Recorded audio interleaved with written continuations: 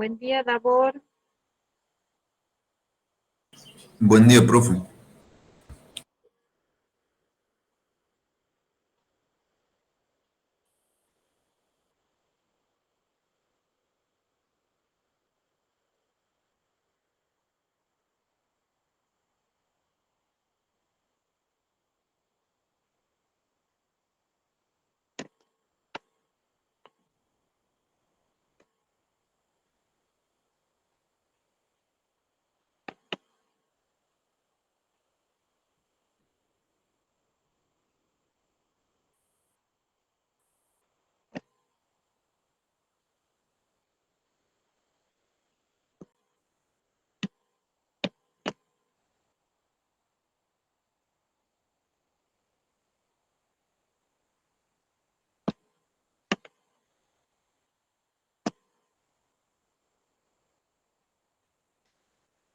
Bueno, ¿cómo andan?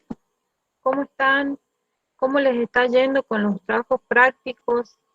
Estuve viendo, ya, bueno, pude corregir todos los de poríferos y lo que pude ver fue que se están reacomodando todavía en los grupos. Todavía me quedan algunos chicos que no tienen grupo y en particular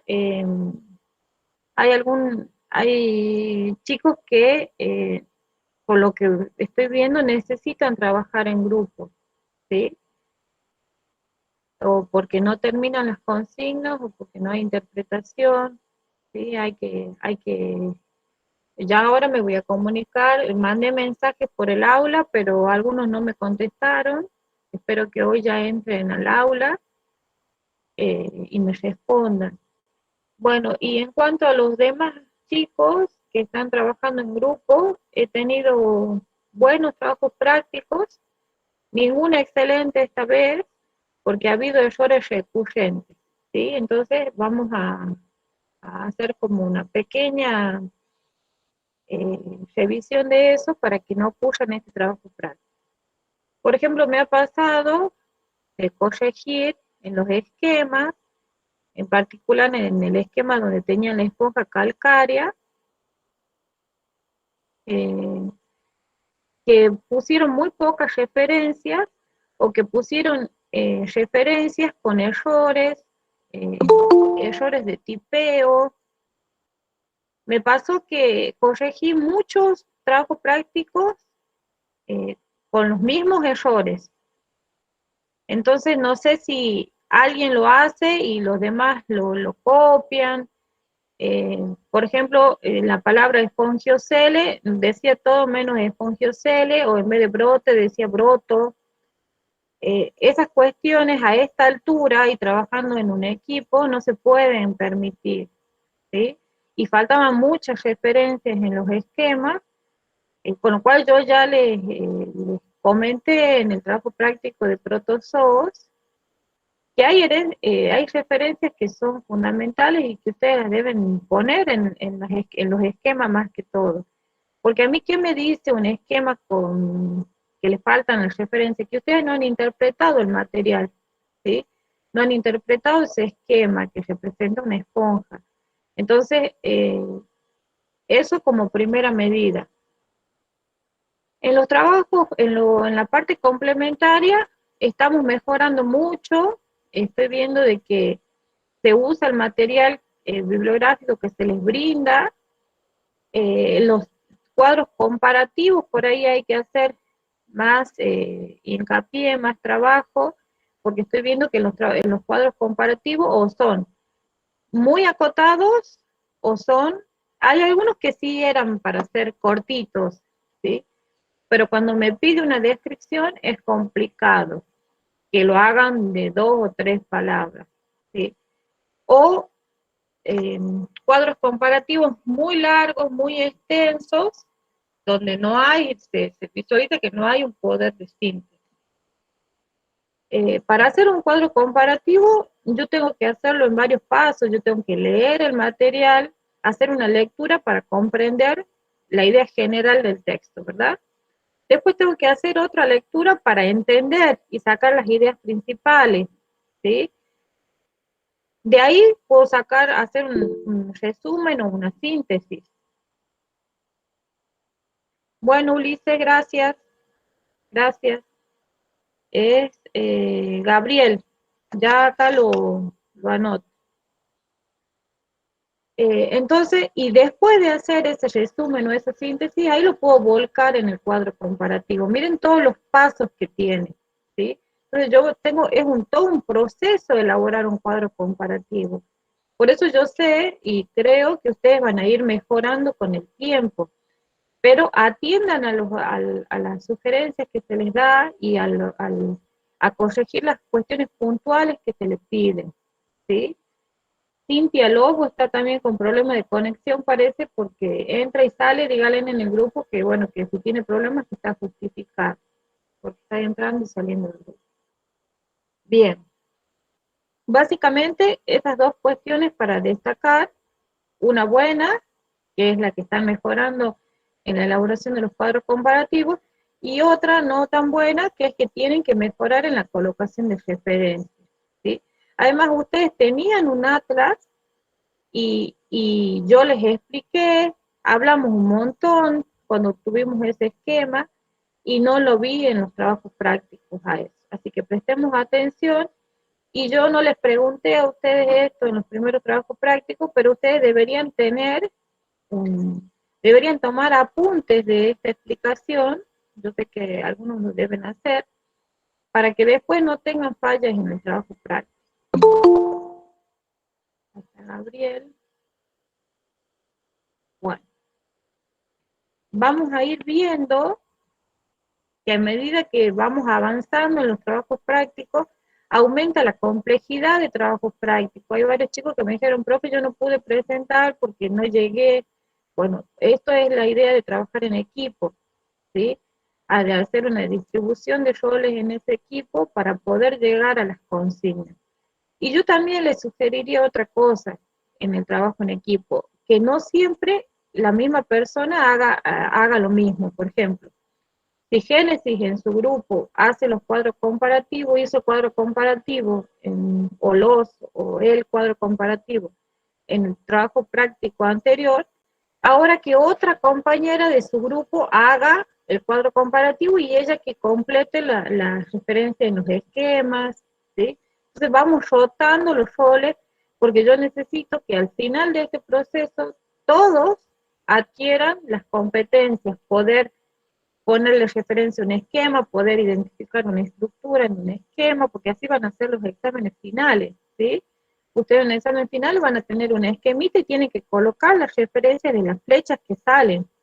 Y yo lo que veo vi en este trabajo práctico es que ustedes no le colocan las referencias, ven la flechita y la dejan ahí nomás. O puede ser que ustedes tengan que colocar las flechas con las referencias, indicando a qué corresponde tal y cual estructura. Entonces, eso necesito que ustedes lo adquieran. Igual que puedan responder una consigna, ¿sí? Había también trabajos prácticos, pero eso es lo menos, por eso no lo destaco, donde se les pregunta algo y responden cualquier otra cosa, ¿sí? Esto tiene que servir de entrenamiento para el examen final.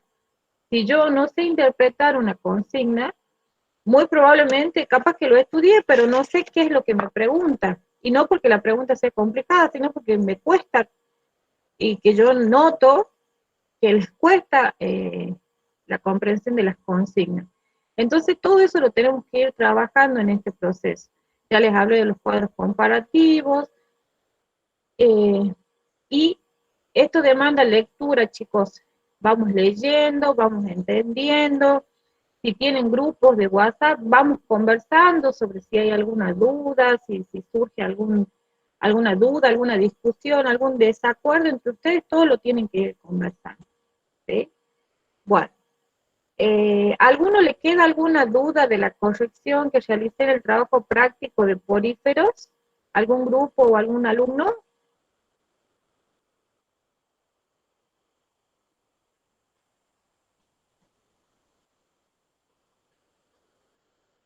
Estamos calladitos hoy, me parece que hoy día va a ser. ¿Están ahí? No puedo ver. Sí, profe. Sí, profe. Bien. Están ahí, ¿verdad? ¿Tienen alguna duda de las correcciones? Vieron que cambió el sistema. Les expliqué eso la vez pasada, pero lo voy a volver a explicar porque hay chicos que me preguntan cosas que digo siempre, como por ejemplo, si tengo que, si hago en grupo, si tengo que presentar cada uno un trabajo práctico. Sí, lo hago en grupo, todos tenemos el mismo documento, todos suben, todos los integrantes del grupo suben el trabajo práctico, corrijo uno y ese compañero se encarga de repartir a todo el grupo, ven que es un equipo, las correcciones. Y esas correcciones no tienen que quedar, la profesora dijo que esto está mal.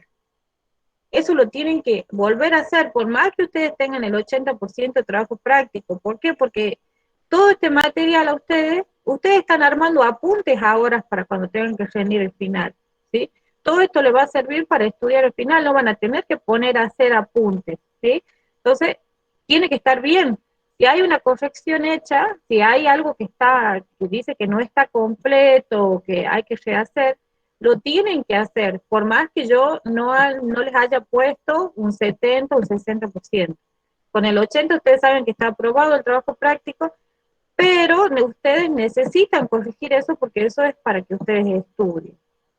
También les expliqué de la grilla que hay, excelente, muy bueno, bueno, regular.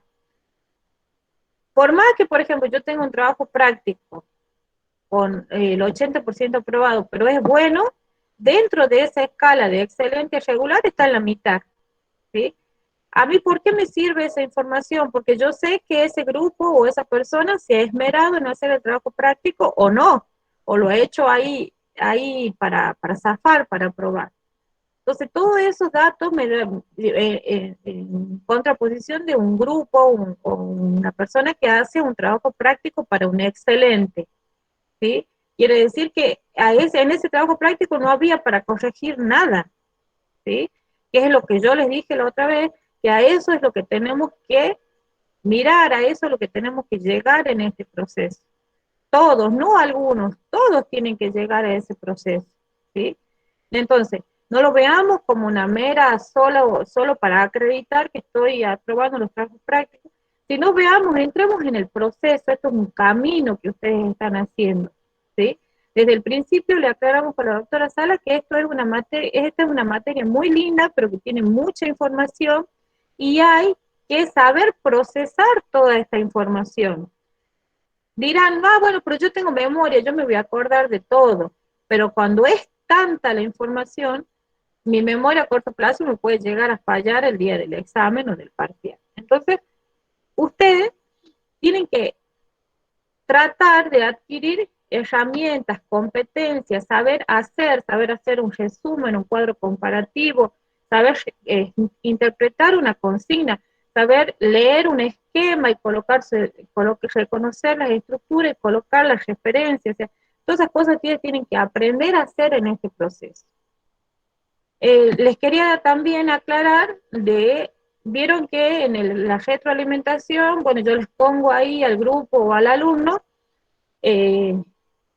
cómo ha estado en general el trabajo práctico.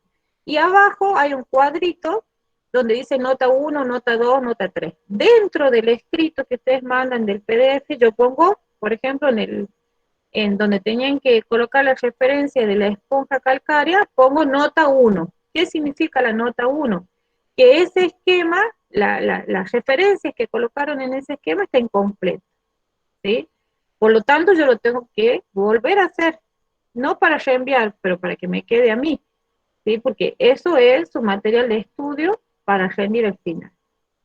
Yo he visto muy buenos avances en los alumnos que terminan de cursar esta materia, la rinden en diciembre, porque hay muchos que la preparan y rinden en diciembre, y en la carrera se van porque no tienen trabas, digamos, ¿sí? Entonces, traten de ir tomándolo esto así, no para zafar, no para aprobar el evaluativo, no para aprobar el parcial simplemente, sino para que ustedes vayan estudiando y sea un proceso y el fin de cuatrimestre, todos los que están en condiciones puedan regularizar y luego aprobar el examen que es para rendir, ¿sí? Que sí o sí lo tienen que rendir.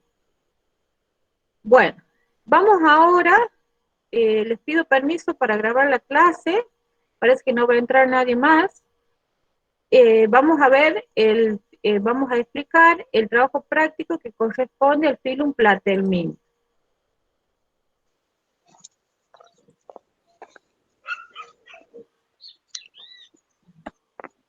Espérenme 2 segundos.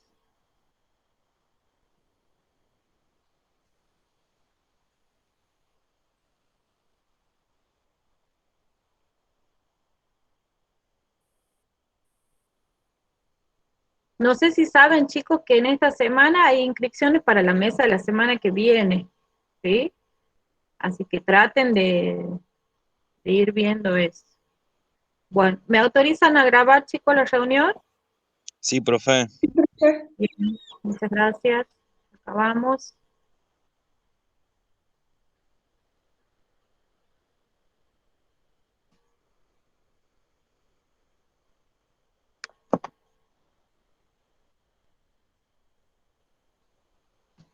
Está lenta mi máquina hoy, no sé qué le pasa.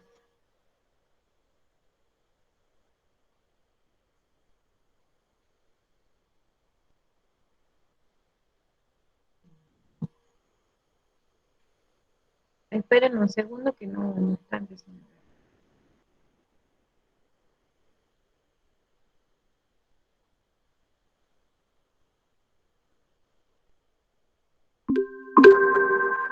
Ahí está. Bueno, vamos a comenzar entonces con la explicación del TP correspondiente al Filum Platelmintes.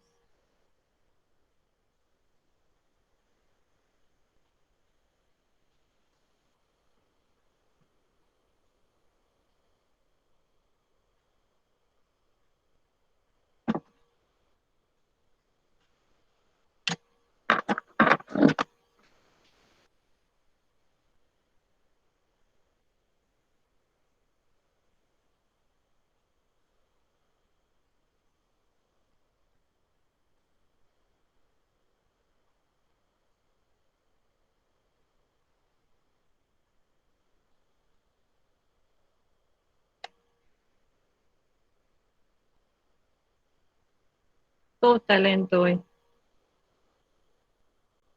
Ahí. Son las elecciones, profe. Ah, no es que hoy es lunes. Eh, ¿Están todos viendo la pantalla? Sí. Sí, profe. Bueno, esta clase corresponde a la clase explicativa del trabajo práctico del Filum Platelmin. A ver, cuéntenme, ¿quiénes son los platelmintos o de dónde proviene la etimología del nombre platelmintos? De los gusanos planos. Bien, sí, son los gusanos planos o vermes aplanados también se les llama. Bien, estos organismos, a diferencia del que vimos el grupo anterior que correspondía a qué filum, a ver, El anterior era nidaria. Nidaria. bien. Entonces, cuando yo vea los aportes evolutivos de un grupo con respecto al otro, tengo que ver en los nidarios para adelante. Los nidarios, ¿qué simetría tenían? Radial, profe. Radial. Bien, radial. Y en este grupo, en el filo platelminto, ¿qué es lo que comienza de acá en adelante? ¿Qué tipo de simetría comienza a observar? Bilateral, profe. Bilateral. Bien, la simetría bilateral. Con la simetría bilateral viene algo muy importante en los invertebrados y en los vertebrados en general, que tiene que ver con la simetría bilateral. ¿Qué será? La cefalización y la cerebro. Cefalización. Muy bien, la cefalización. ¿Y qué es, con simples palabras, la cefalización? La formación del cuerpo. Concentración No. de tejido nervioso en un extremo, ¿puede ser? Bien. El extremo ¿Y anterior. cómo se define el extremo? Anterior, bien, extremo anterior. ¿Y por qué es un aporte evolutivo de un grupo con respecto a este de nidarios, con respecto a platelmintos y todos los que vienen en adelante? ¿Qué ventaja evolutiva tiene tener todo lo que sea relacionado con los órganos del sistema nervioso y sensitivo en la región anterior. ¿Qué me permitirá eso?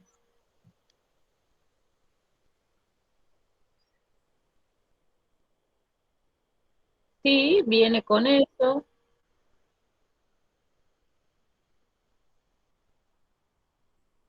El desplazamiento, muy bien. ¿Qué más?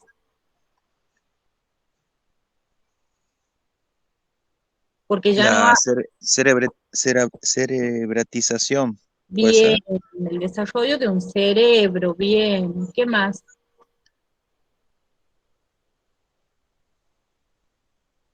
Si viene un depredador, por ejemplo, Y bueno, también para su mayor desplazamiento, es como que mejora el supongo que es más desplazamiento. ágil a la hora de ser depredado. Y al tener concentrado los órganos de los sentidos en la región anterior, puede estar más atento también, ¿sí? Ante si viene un depredador o no, ¿verdad? Entonces, lo consideramos a esto un aporte evolutivo, tanto la simetría como la cefalización y cerebratización, que a mí tampoco me sale la palabra. Bien. ¿Qué otro aporte evolutivo veremos acá en el filum platelminto con respecto al filum nidario, con respecto a las capas embrionarias? Son triblásticos. Ajá, triblásticos, bien. ¿Y hay celoma en los platelmintos? Son Son No, acelomados. Son celomado acelomados. siempre, sí. Acelomado. ¿Y de qué tipo? Porque dentro de los acelomados podemos decir de qué hay, digamos, en ese, porque no hay un espacio, ¿verdad? No hay una cavidad general del cuerpo. ¿Qué hay? En parenquima. Parénquima. Bien, hay un parénquima, son Tejido parénquimas. parenquimático. Muy bien, muy bien. Bueno, esto digamos como para introducirlo, veo que han leído, ¿sí? Habría otras cuestiones por contar, pero vamos a entrar ahora rápidamente a la clasificación, Y ¿sí? bueno, también está la parte del tubo digestivo, profe, que es incompleto. Bien, muy bien, gracias Pablo. En el nivel anterior, en el filum anterior, ¿qué nivel de organización teníamos? En el filum nidario. Tisular, profe. Tisular. ¿Y acá qué nivel de organización estamos hablando? Nivel de órgano. Nivel de órgano. ¿Esto sería un aporte evolutivo? Sí, Sí, Sí, seguro. Profe. Bien, un aporte evolutivo importante. Y también algo que tiene que ver con el... Ay, se me ha ido, ¿qué iba a decir? Perdón. Es el lunes, chicos, disculpen. Pensé en muchas cosas a la misma vez, pero tiene que ver con esto del aporte. Listo. La organización corporal de estos organismos. Por ejemplo, en una hidra o en una medusa, ¿qué organización corporal teníamos? Radial en saco ciego. Muy bien, radial en saco ciego. ¿Y en los platelmintos? Bilateral en saco ciego. Bilateral en saco ciego, muy bien. Bilateral porque tiene simetría bilateral, y en saco ciego, ¿por qué? Porque, o no, eso va sujeto a que dijimos que es un tubo digestivo incompleto, que tiene Bien, boca, pero no tiene ano. muy bien. Y todos los representantes de platelminto tienen tubo digestivo.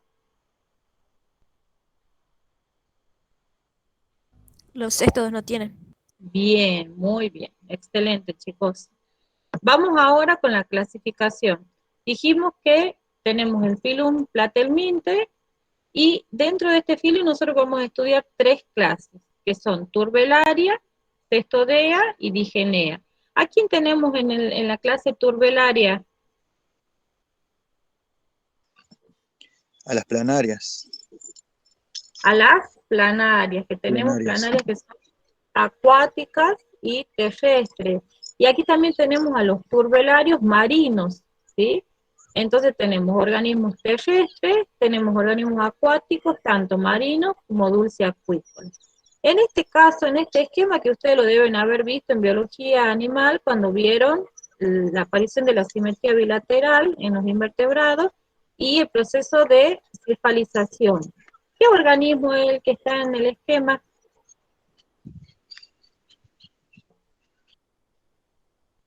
El nombre vulgar, digamos, el nombre con lo conocemos todos. Está en el enunciado. Planaria. Bien, esta es una planaria de agua dulce, ¿sí? Primero tengo que observar en la guía ilustrada, que la tenemos por acá, ya volvemos a este esquema. Esta es la guía ilustrada que se les brinda en el aula, donde observamos una planaria de agua dulce. Estos organismos, la cátedra lo obtiene de las muestras de eventos que se sacan, por ejemplo, del arroyo El Tala, el arroyo Cimbolar, ¿sí? Son muy pequeñitas, pero sí las puedo ver a simple vista. Esta es una observación en lupa binocular de 10 por 1, quiere decir que está aumentada 10 veces, ¿sí? ¿Qué vamos a observar acá? Vamos a observar que hay un proceso de cefalización, ¿sí? Donde tengo una región anterior, que es, digamos que es diferenciable de la región posterior. ¿Por qué? Porque tiene unas estructuras, unos salientes denominadas aurículas, ¿sí? También en algunos del material que se fija, podemos observar acá dos manchitas, ¿sí? Como dos ojitos que son las manchas oculares. Bien. Profe, ¿eso también se llamarían ocelos? ¿Las manchas oculares o no? O manchas oculares. Bien. Seguimos recorriendo el cuerpo de la planaria y ¿qué es lo que observamos en la zona media? Una faringe vaginada. Dijimos que estos organismos tienen un tubo digestivo incompleto, entonces está formado por una boca, una faringe y ciegos digestivos, o ciegos digestivos. Acá abre la boca, ¿sí? Y miren dónde está ubicada, no está acá adelante, está más o menos en la mitad del cuerpo de la planaria. En la vista ventral, porque nosotros, acuérdense que si consideramos este organismo con simetría bilateral, ¿sí? Tenemos una vista dorsal, que sería esta, donde veo las aurículas y las manchitas oculares, que acá no se ven mucho, pero la tengo que colocar en la referencia, y una vista ventral donde se ve que acá hay una faringe que está evaginada. ¿Qué quiere decir que está evaginada? Que está hacia afuera. Acá hay una boquita donde abre la faringe, ¿sí? Y así, de esta forma, se alimenta la planaria, vagina la faringe, engulle el alimento y bueno, y sigue todo el camino por los ciegos gástricos. Bien. Perdón. Entonces aquí, ¿sí? No tenemos ni una vista dorsal ni una vista ventral, pero acá, ¿qué observo? Las aurículas, las manchas o ocelos, las manchas oculares o ocelos. Esta sería la región anterior, esta la región posterior. Acá tengo la boca, la faringe vaginada, ¿sí? Y bueno, interiormente lo que sigue con el tubo digestivo. Esas serían las referencias básicas que ustedes tienen que colocar en este esquema. Después les pide que hablen de su ubicación taxonómica. Entonces empezamos con dominio Eucaria, reino Animalia, filum Platelmintes, clase Turbelaria y orden Tricládida. El orden Tricládida, y esto se van a acordar, tri viene de tres, ¿sí? Clados o ramas. ¿Por qué? Porque los ciegos digestivos, ciegos gástricos, tienen 3 ramitas acá interiormente, ¿sí? Por eso es Tricládida. Y es una planaria de agua dulce. ¿Alguna duda, chicos, sobre este esquema?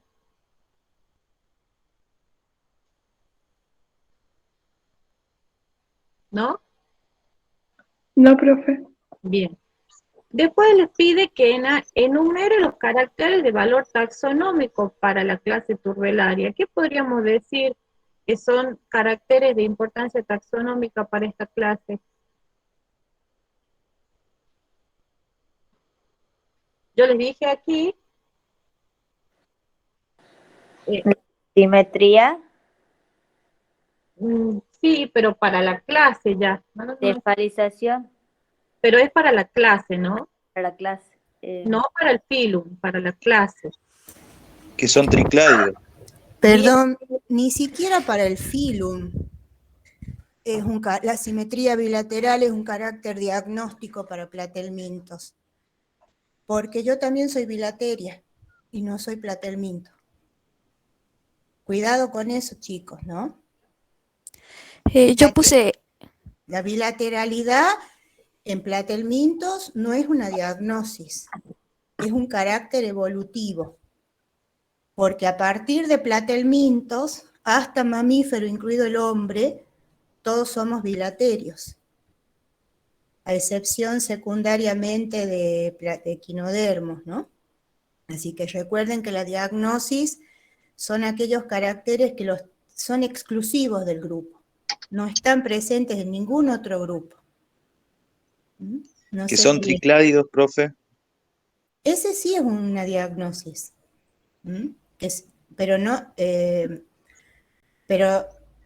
no decir que son tricládidos, es decir, explicar que tienen, el carácter es que tienen el intestino dividido en 3 ramas. Ese es el carácter diagnóstico, que le da el nombre al taxón, ¿sí? Al orden. Ese sí. Perfecto. Ese sí es un carácter diagnóstico. Y también cuando vean, por ejemplo, ¿por qué se denominan turbelaria? Clase turbelaria. Algunos sí, por la epidermis ciliada. bien, y porque esos cilios se mueven en forma de remolinos o torbellinos. No es que la planaria se mueva como torbellino o remolino, porque se mueven súper lento. Los rhabditos serían, digamos, Bien, como un valor Perfecto, diagnóstico. la epidermis con rhabditos. La epidermis con rhabdito también sería un carácter de importancia taxonómica para la clase. ¿Sí? Bien. Bueno, sigamos con la observación que viene. Recuerden que esto está en la guía ilustrada que se les ha brindado. Pasamos a otra, bueno, y volviendo a los turbelarios, también tenemos a los policlados marinos, que si bien no lo vemos en el esquema, pero tenemos que saber que existen, ¿sí? Pasamos a otra clase, la clase Cestodea. En esta clase, ¿qué forma de vida tienen estos organismos? Que también Son endoparásitos. muy bien, son endoparásitos. ¿Esto sería un carácter de valor taxonómico para esta clase?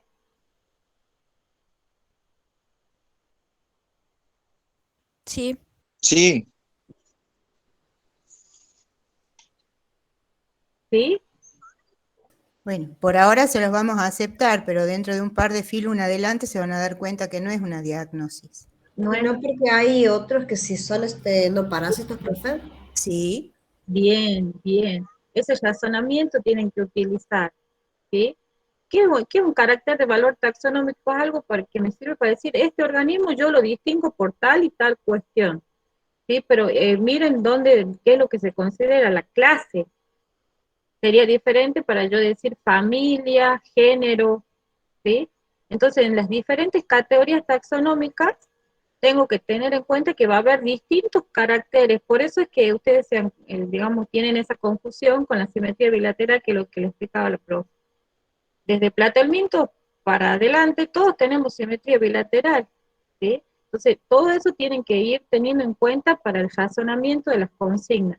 Si yo hablo carácter de valor taxonómico, quiere decir que me sirve para clasificar, para decir, este está en este grupo por esto y por esto. Pero es a nivel de clase, ¿sí? De la clase Cestodia. ¿Sí? O sea que todavía está en una bolsita grande. La bolsa grande va a ser platelminto.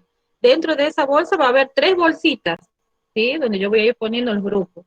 Y dentro de la primera bolsita estaban los turbelarios. ¿Qué carácter me sirve para decir estos son turbelarios? ¿Sí? Ya dijimos algunos. En esta bolsita están los céstodes. ¿Qué carácter me sirve para poner a los céstodes? Entonces los voy poniendo acá, por de estos caracteres, ¿me entiendes? Que solo ellos lo van a tener. porque como dice la compañera, hay otros organismos que son endoparásitos también. Ya los vimos en los protozoos, ¿sí? Si bien no son animales, pero también son organismos parásitos y son endoparásitos. Y después tenemos la otra bolsita que es la clase de Igenea o Tremata, ¿sí? Bueno, en este esquemita lo que vamos a observar es un preparado microscópico, quiere decir que este organismo no es tan grande como el que vi anteriormente. Entonces es Echinococcus granulosus, ese es su nombre científico. Fíjense cómo está escrito el nombre científico, está todo en cursiva, el nombre genérico con mayúscula, el epíteto con minúscula, ¿sí? Bien. Indique su morfología corporal externa y coloque la referencia, indique su ubicación taxonómica. Vamos a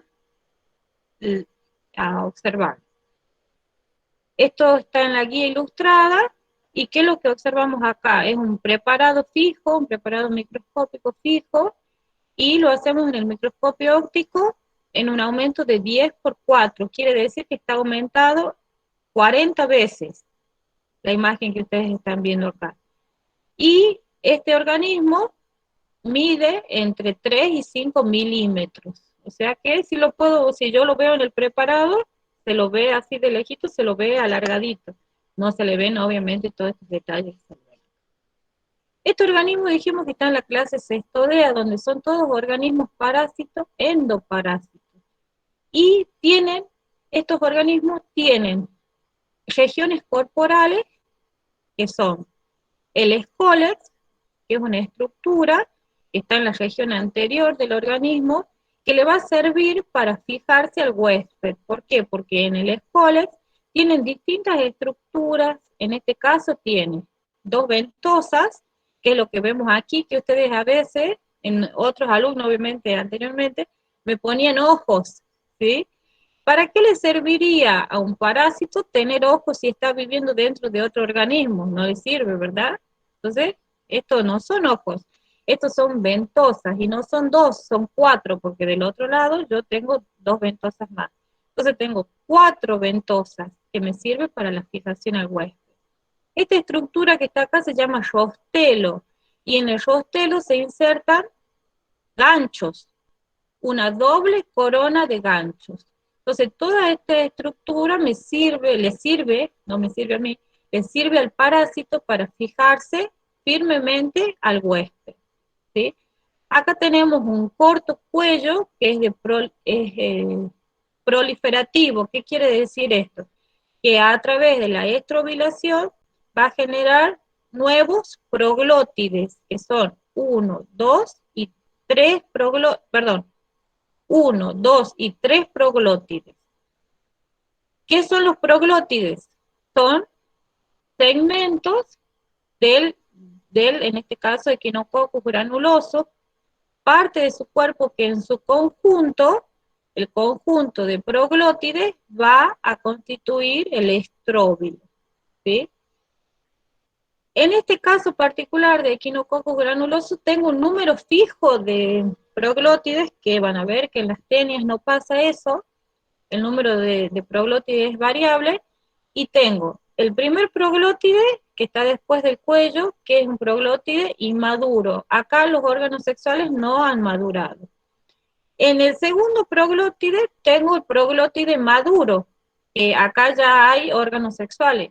Estos organismos son hermafroditas, quiere decir que en el mismo organismo tengo el aparato sexual, los órganos sexuales masculinos y femeninos. Y el tercer proglótide, que es el más largo y que ustedes ven que tienen como unas cositas marrones adentro, es el proglótide grávido. Este es el proglótide que está repleto de huevos. Se llena tanto de huevos que puede explotar, ¿sí? Y liberar los huevos. Tienen muchos huevos, ¿sí? Muchos huevos genera Echinococcus granuloso, y también las tenias.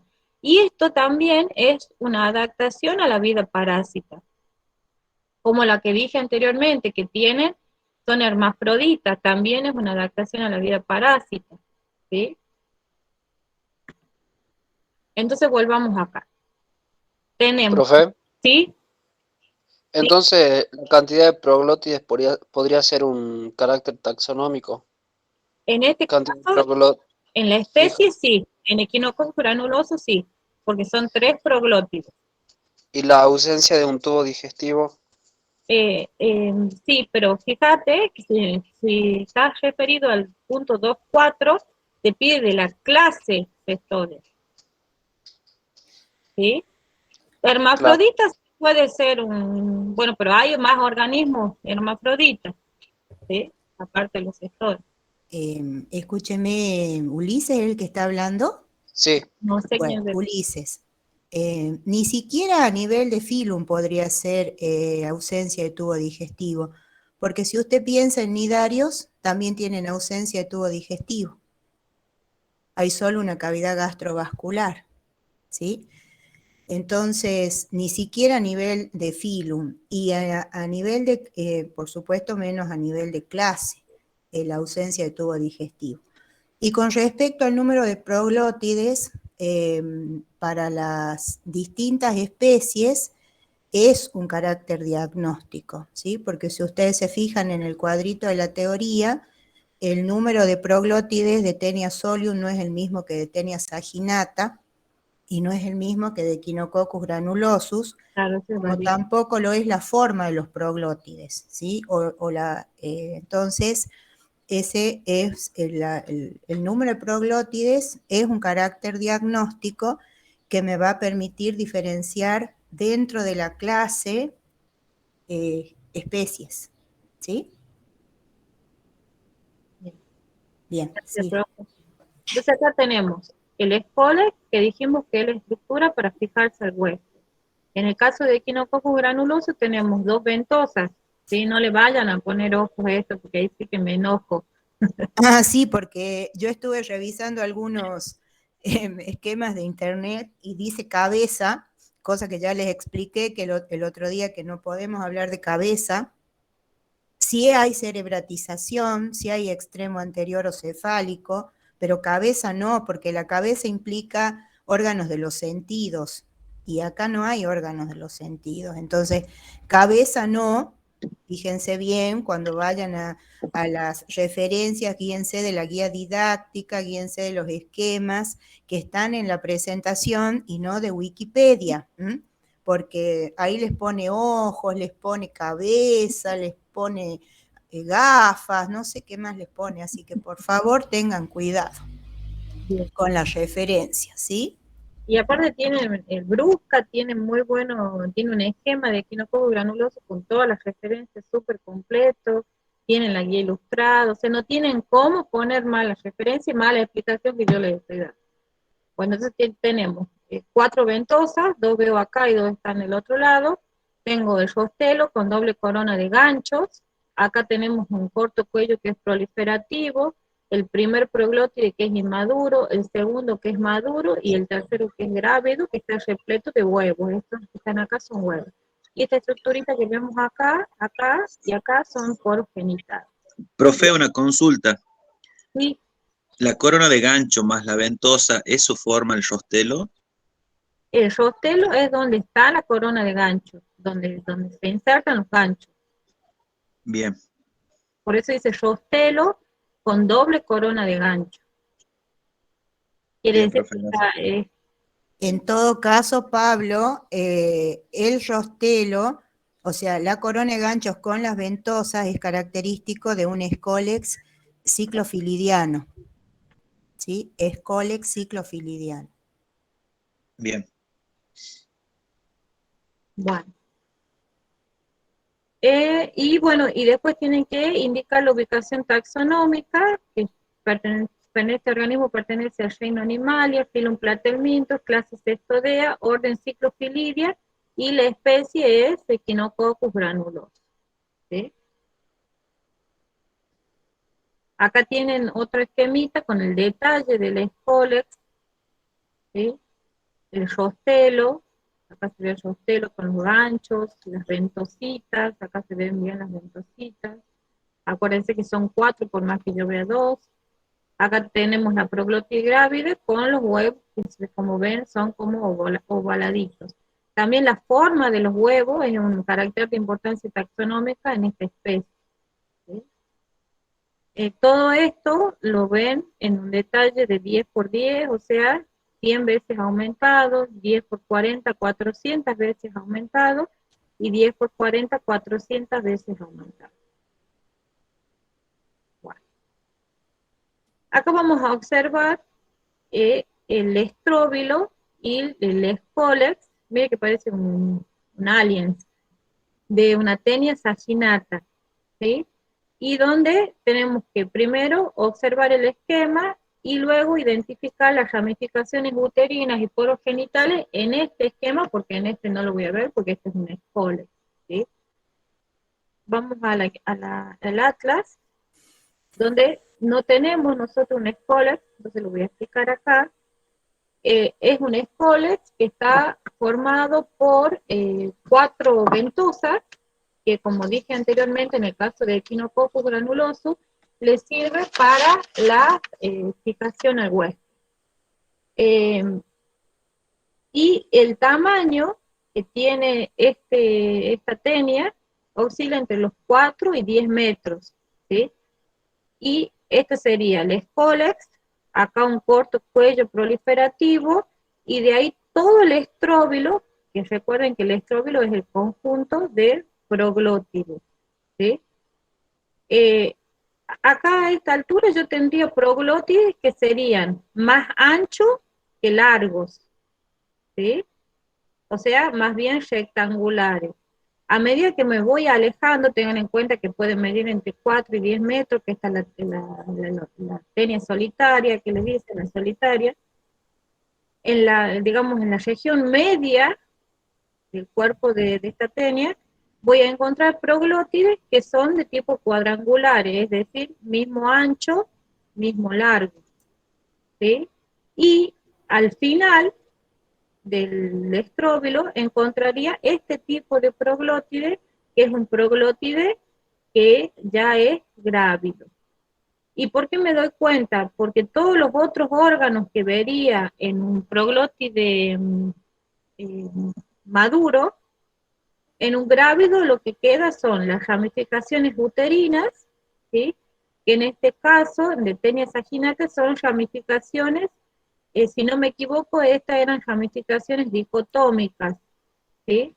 También la forma de las ramificaciones, ven que hay una línea media y de ahí parten las ramificaciones. La forma de las ramificaciones también es un carácter de importancia taxonómica en género Taenia, ¿sí? Bien, y estas ramificaciones, acá en este útero van a estar los huevos. Acá tenemos un poro genital, que también el número y la disposición de los poros genitales también es un carácter de importancia taxonómica, ¿sí? Porque los poros pueden estar todos hacia un solo lado, o puede haber 2 poros, uno aquí, el otro acá, bilateral o unilateral, o alternado, quiere decir que en este proglótide está hacia este lado y en el otro hacia el otro lado, ¿sí? Todos estos caracteres son de importancia taxonómica para el género Taenia. Ay, perdón. Bueno. ¿Y qué es lo que ustedes verían en el material? Les adelanté que de Taenia saginata no tenemos el Scolex, ¿sí? Porque es difícil sacarlo, porque con ese se fija el huésped, pero sí tenemos trozos, o fragmentos, mejor dicho, del estróbilo. Dijimos que el estróbilo es el conjunto de proglótides, y en este caso lo que nosotros vemos acá son proglótides de tipo grávido, o sea, lo que estarían al final del estróbilo, ¿sí? Y acá lo que se ve son las ramificaciones uterinas, que como verán acá parte de una línea media, y empiezan las ramificaciones bilaterales.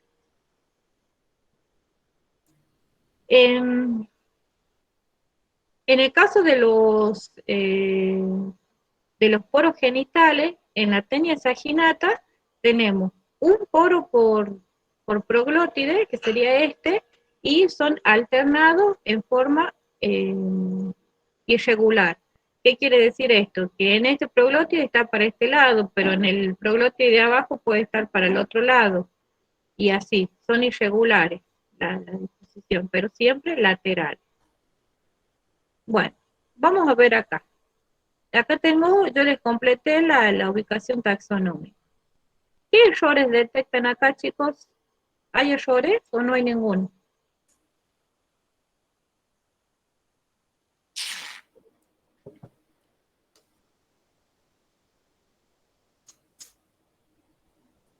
El nombre de Tenia Saginata puede ser El nombre, Bien, que no se encuentra en cursiva. bien, no se encuentra en cursiva. Primer error detectado. ¿Qué más? ¿Faltan categorías? No, no. No, esas son las que utilizamos en este caso. Sí. Fíjense en reino. Está con Animalia no está, minúscula. hermano. Bien. Y Eso fíjense lo en puedo- filum platelmintos. Dice animalia, platelmintos. ¿Estoy expresando en el mismo idioma? no, unos están en latín y el otro están en castellanizado. Bien. Bueno, Bien. esas ¿Cuál está cosas en sigan latín analizando. y cuál castellanizado? Platelmintos está castellanizado. Bien, y todos los demás en latín, ¿verdad? Bueno, entonces vamos pasando en limpio. La profesora ha puesto con minúscula animalia y error porque es un sustantivo propio, ya lo dijimos el primer día, entonces va con mayúscula. Si yo comienzo escribiendo la ubicación taxonómica en latín, tengo que continuar en latín, nada de castellanizar, ¿sí? Acá sería platielmintes, ¿sí? Bien escrito, no como me suena a mí, ¿sí? Hay que ver bien el apunte, el libro, para ver cómo lo escribo. ¿Acá hay algún error? No, ¿verdad? Porque corresponde a la clase Cestodea, acá el orden Cicropilidea, y acá en la especie me dijeron que faltaba la cursiva, pero falta algo más. Taenia se escribe. Bien, Bien. bien. Quiere decir que no se escribe como a mí me suena, se escribe como se escribe, ¿sí? Se escribe Taenia. Yo no voy a pronunciar Taenia Saginata, yo pronuncio Tenia Saginata, ¿verdad? Entonces, acá tengo que escribir el nombre como es y no como suena, ¿sí? Todas estas cuestiones, ¿por qué las estamos revisando ahora? Porque también es algo que suelen equivocarse bastante, ¿sí? Entonces, Sí, y además porque en el parcial me dice, profesora, pero si yo escribí todo eso y no me hizo valer el punto, porque está mal escrito todo. sí, Todo está mal escrito. El parcial, el primer punto que tiene, chicos, es ubicar taxonómicamente al organismo que están observando, hasta la categoría taxonómica que corresponda. En este caso, no me acuerdo qué chico decía hace rato que faltaban categorías, no, estas son las que vamos a usar. Por eso es que 1 y 2 y 10 veces les decimos que se guíen de la taxonomía que se les da en la clase, ¿sí? Entonces, esta es la taxonomía que les da la profe Ceci en la clase, esta es la que tienen que saber. La profesora Liliana les da la taxonomía en la teoría, esa es la que tienen que saber. Por más que el Brusca tenga 750.000 cosas diferentes, pero esto es lo que necesitamos que ustedes sepan. Aparte, cada maestrito con su librito. Nosotros hemos elegido esta forma, ¿sí? Entonces, acostúmbrense a ser respetuosos de eso, porque si ustedes incluyen una nueva categoría, no es que esté mal, sino que la van a tener que justificar, ¿sí? Por ejemplo, después de orden, acá seguiría familia, ¿sí? La familia Esténide. No está puesta, no se las pedimos, pero si ustedes en el trabajo práctico ponen, en el parcial ponen Ténide, seguramente que van a tener que explicar qué características tiene la familia Ténide. ¿Y qué más les quería decir? Y otra cosita, chicos, si le faltara, bueno, completáramos la E y dejáramos Taenia saginata, así como se lee, y estuviese así en imprenta de carta, ¿cómo podríamos hacer para que ese nombre, sin pasarlo a cursiva, esté correctamente escrito? Se lo subraya. Exacto, se lo subraya Luisina. Muy bien. Bueno, Ceci, disculpe la interrupción. De nada, gracias, profe. Entonces ya lo vimos. Para verlo en el laboratorio, lo que hacemos es colocarlo en un portaobjeto y verlo a trasluz, ¿sí? Lo levantamos y lo ponemos a trasluz con el foco y se ven perfectamente a ojo desnudo las ramificaciones uterinas. Y también se lo puede ver con una lupa binocular, que en este caso, que aquí está aumentado 10 por 2, o sea, 20 veces el material. En la siguiente observación tenemos para ver a Taenia solium.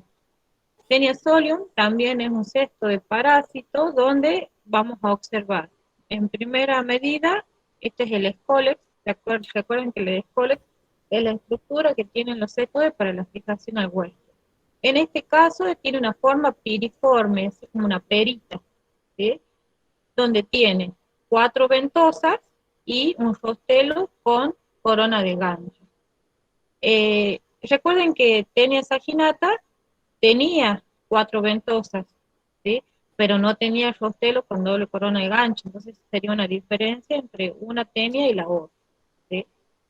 Después tenemos un cuello que es proliferativo y después viene todo el estróbilo. Y acá está bien clarito para que vean lo que yo les expliqué con la Taenia saginata.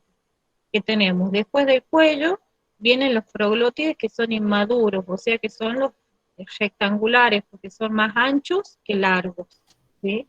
Son más anchos que largos. Como en la mitad del estróbilo, tenemos ya tenemos proglótides que son cuadrangulares, es decir, que tienen aproximadamente el mismo ancho y el mismo largo, ¿sí? Y al final del estróbilo tenemos los proglótides grávidos, que son los proglótides que están repletos de huevos y que se pueden liberar, ¿sí? Que serían estos. Bueno, entonces les pide que identifiquen los proglótides inmaduros, que dijimos que están al principio, cercanos al escólex, los maduros que están en la mitad de la cadena o estróbilo, y los grávidos que están al final, que son los más largos que anchos, ¿sí? Los poros genitales, acá se vieron esta zonita donde en la zona media de cada proglótide hay como una protuberancia, como una región más alta. Eso en el material se ve bien, ya lo vamos a ver en el atlas. Acá están ubicados los poros genitales. Y tengo que observar si los poros genitales son unilaterales, bilaterales, si son unilaterales, si están dispuestos en forma alternada, regular o irregular, ¿sí? Acá tenemos la ubicación taxonómica, que como le dijo la doctora Salas, solo ponemos clase sextoda, el orden y la especie. Acá ya creo que no hay errores, por lo menos no quise que tenga errores. Bien. Y acá vemos el material como lo veríamos en el laboratorio. Este está en una capsulita de Petri y vemos una porción del estróbilo. Y en esta porción, ¿qué tipo de proglótide vamos a ver teniendo en cuenta el largo y el ancho? Miren, este es el ancho y este es el largo. ¿Qué tipo de proglótide sería? ¿Inmaduro, maduro o grávido? Grávido. ¿Estamos seguros? Vamos atrás. Maduros. Acá vean. Inmaduros. Ajá, bueno, uno le tenía... ¿Quién dice inmaduro? Se le ganó la lotería. Pasa que son más anchos que largos. Bien, muy bien. Son más anchos que largos, ¿sí? Por eso se llaman proglótides inmaduros, quiere decir que no han desarrollado los órganos sexuales. En cambio, en los maduros son casi cuadrangulares, igual ancho, igual largo, aproximadamente. En cambio, los grávidos son más largos que anchos, ¿sí? Bien. Y en esta observación en lupa binocular con un aumento de 10 por 2, observamos los poros genitales, ¿sí? este poro genital, acá hay otro poro genital. En el caso de Taenia solium, también tenemos un poro genital por proglótide, y estos poros genitales están alternados, ¿sí? Quiere decir que si hay 2 aquí o 3 aquí, el siguiente debe estar para este lado, ¿sí? Entonces recuerden que la disposición de los poros genitales también es un carácter de importancia taxonómica para el género Taenia.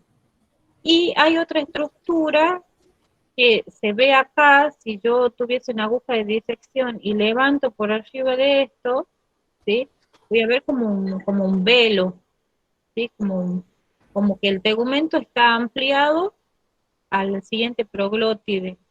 Esa estructura se llama velo, y cuando el estróbilo tiene ese velo, se denomina crespédota, porque tiene velo. Acuérdense que el velo lo vimos en los nidarios, no es el mismo velo, pero es parecido al término.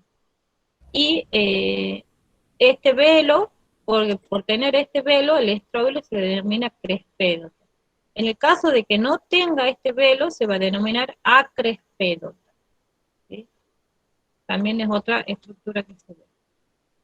Y acá tenemos, creo que este es el último sexto de que vemos, donde tenemos a Monocephalus chilensis, donde tenemos que identificar el escólex, el cuello y los proglótidos.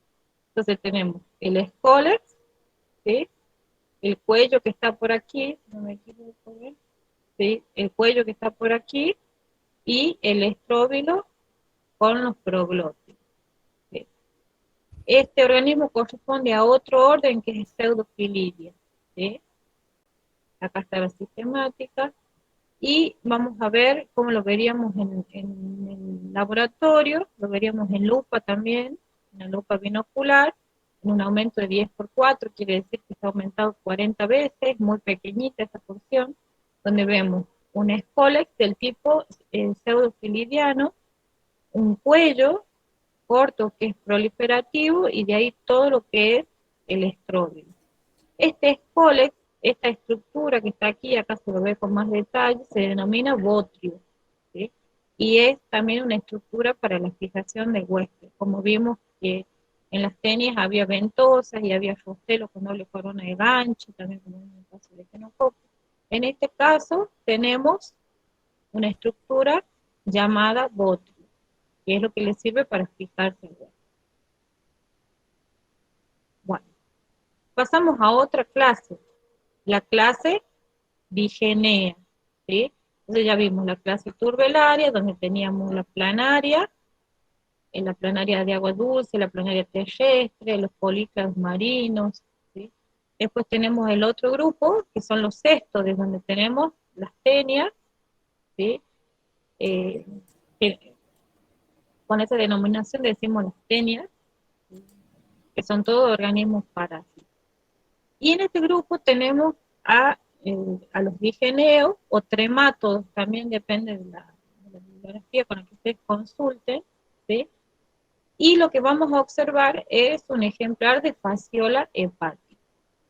Primero vamos a identificar la morfología corporal de este organismo y colocar la referencia. Vimos que, por ejemplo, que la planaria, ¿qué forma tenía? ¿Qué forma corporal tenía? La primera.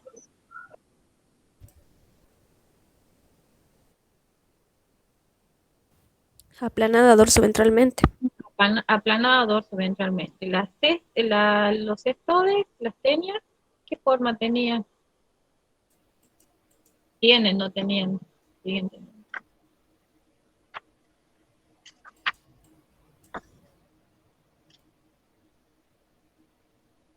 ¿También son aplanados dorsoventralmente?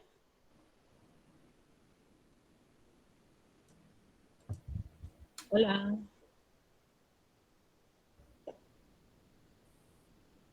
Chicos. También son aplanadas las tenias, pero tienen forma de cinta, ¿sí? Acintado. Y en este caso, ¿qué forma tiene? A ver, le voy a mostrar uno que esté, este es en el Atlas. ¿Qué forma tiene? Si yo lo veo así a simple vista, ¿qué parece? Foliáceo. Bien, parece una hojita, foliáceo, un aspecto foliáceo. Y también son pequeñitos. Es una observación en lupa binocular, en aumento de 10×2, ¿sí? Y este debe ser de 10×1 porque está más chiquito. Bueno, ¿qué observamos? En la región anterior observamos un cono cefálico, que es como una región más alta que tiene en la región anterior, donde abre ventralmente una ventosa oral donde abre la boca, ¿sí? Y más abajo tenemos una ventosa ventral o acetábulo con la cual se va a fijar al huésped. Como verán, se va ensanchando en el medio y hacia abajo se va redondeando y termina en un extremo romo, la fasciole hepática. Pero básicamente tiene un aspecto foliáceo. Miren la diferencia con las tenias. Y aparte del tamaño, yo creo que esta mide en milímetros también, no me acuerdo el tamaño.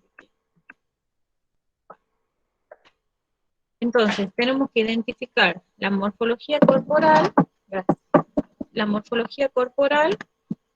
el cono cefálico, que es la estructura esta que les señalé, que es donde abre la ventosa oral, colocar la referencia y identificar la ubicación taxonómica, que es la que vamos a manejar, es esta, ¿sí? Y que enumere los caracteres taxonómicos de la clase. Caracteres taxonómicos, de valor taxonómico, de la clase. Acuérdense, ¿sí? Estamos considerando la clase. Bueno. Vamos ahora a las actividades complementarias. En el punto 4 se les solicita que completen este cuadro comparativo donde vamos a comparar la planaria acuática, los céstodes y los digeneos. Acá en la planaria acuática, ¿en qué grupo estaba? ¿Cómo se llama la clase donde está la planaria? Turbelarios. Turbelarios, bien. ¿Y qué características vamos a comparar de estos tres grupos? Porque podríamos considerar los tres grupos, salvo la planaria. La simetría, la forma corporal. ¿Qué simetría van a tener? Bilateral. Bilateral. Porque son plateados. Acá la forma corporal va a cambiar. ¿Qué aspecto tiene una planaria? Dijimos que era aplanada y alargada, ¿sí? Es alargada. Los cestos de las tenias, Aplanado y con forma de cinta. bien. ¿Y los digeneos? Lanceolada. Lanceolada. Foliácea. Sí. Lanceolada es más una forma de una hoja. Foliácea sería el término. O sea que tiene una hoja. Lanceolada sería una clasificación dentro de la forma de la hoja. Vamos ahora a las regiones corporales. ¿Qué regiones corporales les comenté que había en una planaria?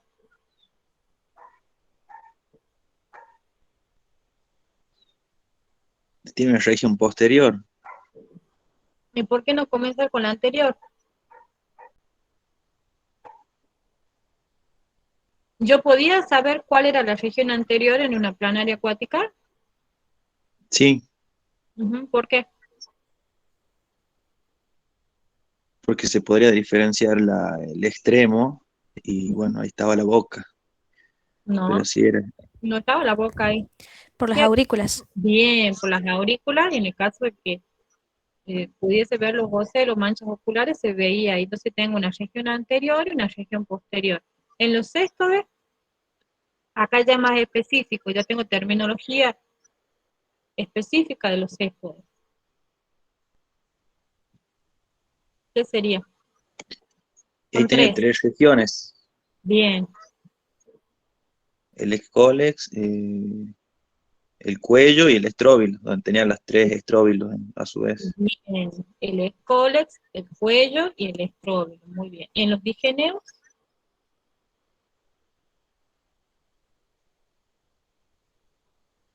¿Que vendría a ser la fasciola? El cono cefálico. Y el resto no sé cómo se llama. Bueno,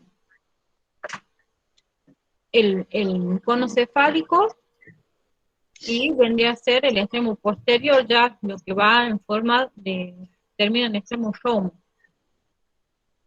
Adaptaciones a la forma de vida. ¿Qué adaptaciones podrá tener una planaria acuática a la forma de vida? Es acuática. Viven en ríos, arroyos.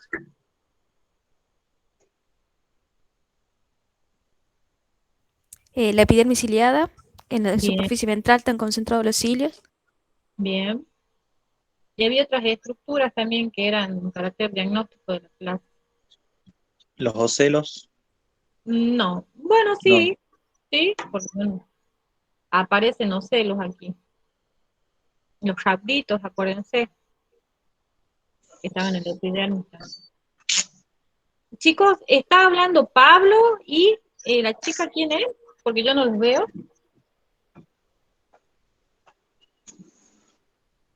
Luisina. Luisina. Ah, muy bien. Luisina. Tranquilo todos los otros, ¿no? Sí, hoy están medio dormiditos. Parece que le ha hecho mal ir a votar ayer. Bueno. A ver, le vemos el puesto a los chicos. ¿Sí? Sí. A ver, Si alguien no- más que hable, porque todo bien hasta ahora, pero los otros están tranquilos. Sí. No quiero asustar a nadie, pero a mí me gustaría que más chicos participen.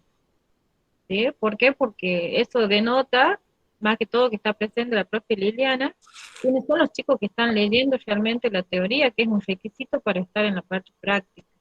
Sí, algunos me lo han pedido ayer día domingo. Sí, así que veamos eso de participar un poquito más. Por ahora felicito a Pablo y a Luisina, que le están salvando los Sí, platos, compañeros. tenemos 30 inactivos. Ujú. Bueno, 28, porque usted y yo no contamos. Yo tengo un listado acá. No me Ujú. gustaría Sí, empezar. 28 inactivos tenemos. Yo sufría cuando nos llamaban por listado. No los quiero hacer sufrir, quiero que sea más espontáneo, que nazca de ustedes, ¿sí? Bueno. No me Por gusta. lo menos una cosita. Ajá. Bueno. Todo suma. Todo va sumando, van sumando porotitos. Mire, Pablo y Luisina, todos los porotitos que han sumado. Bueno, a ver, Caletti, ya que está 2 veces, díganos, ¿cuáles serían las adaptaciones a la forma de vida de Digeneos?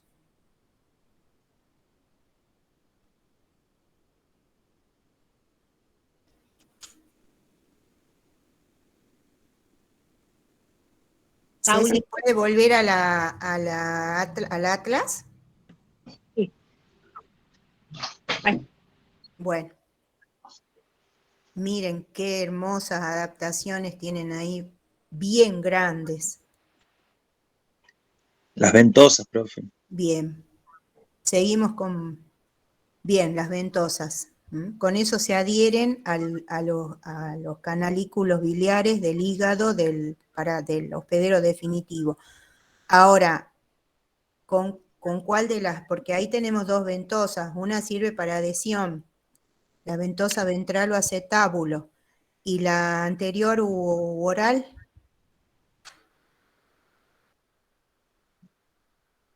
¿Qué va a abrir ahí? Ventosa oral. ¿Cómo es la pregunta? La boca. La boca, bien, la boca, Luz. Ajá. ¿Y para qué le va a servir la boca? Para la alimentación. Para alimentar. Ajá, bien. Entonces ahí tienen ventosas, pero las 2 ventosas no tienen la misma función. Bien. Y si bien en la clase no se los desarrollé, pero en la teoría que les mando grabada está perfectamente explicado qué tiene el tegumento de diferente. Porque los turbelarios tienen rabditos, los céstodes tienen microtricos. ¿Y acá qué había en el tegumento? Bueno. Tegumento sincitial, ¿puede ser? Ajá, les dejamos la incógnita para que sepan que a nivel de tegumento tienen adaptaciones, a nivel de ventosas tienen adaptaciones. Bien, yo creo que me salteé esto de esa, Ceci, ¿no? O ya había desarrollado sexto en el cuadrito, las adaptaciones. No. Ah, bien. No. Ajá, No bueno. sabía que acá tienen muchas para decir. Ahí tienen muchísimas, por eso creo que me las salteé. Póngalo de nuevo a Echinococcus si quiere.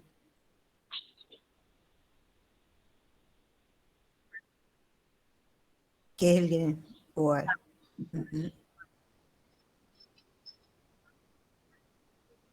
Miren esta estructura. Yo les dije que tiene una función en particular. A nivel de Scolex, chicos que tienen corona de ganchos, tienen ventosas, pueden tener botrios, pueden tener pseudobotrios, pueden tener botridios, pueden tener botrios combinados con ventosas, pueden tener pseudobotrios combinados con espinas. Es decir, ¿para qué sirve todo eso? ¿Para qué sirve el Scolex en general en las tenias? A ver, Daniela Moreno, ¿para qué le sirve?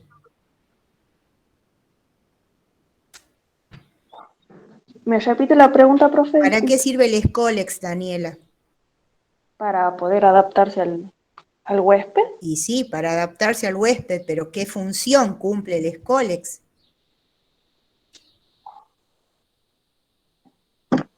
Elías. Sí. Para fijación. Ajá, perfecto. Para fijación al hospedero, la de sujeción al hospedero. Perfecto, Ulises, ¿sí? Para sujetarse, porque dijimos que en el intestino hay movimientos intestinales, ¿sí? Movimientos al menos peristálticos y antiperistálticos, que son los que van a determinar, por ejemplo, la evacuación. Entonces, si no está sujeta al intestino, va a salir con la materia fecal.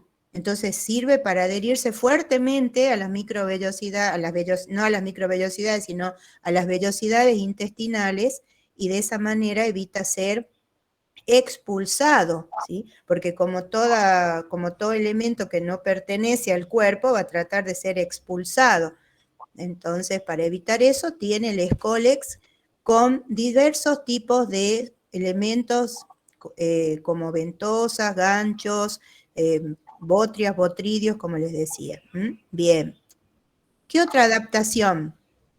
Si dijimos, si estos no tienen tubo digestivo, ¿cómo dijimos que obtiene el alimento?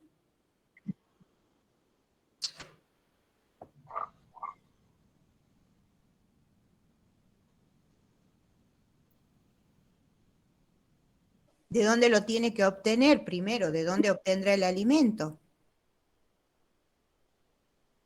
Si vive en el intestino, ¿de dónde va a obtener los nutrientes?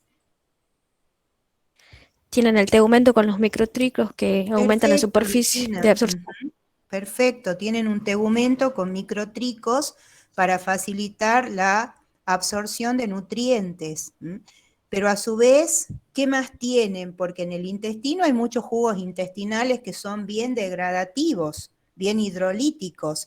Entonces, ¿qué más tiene ese tegumento?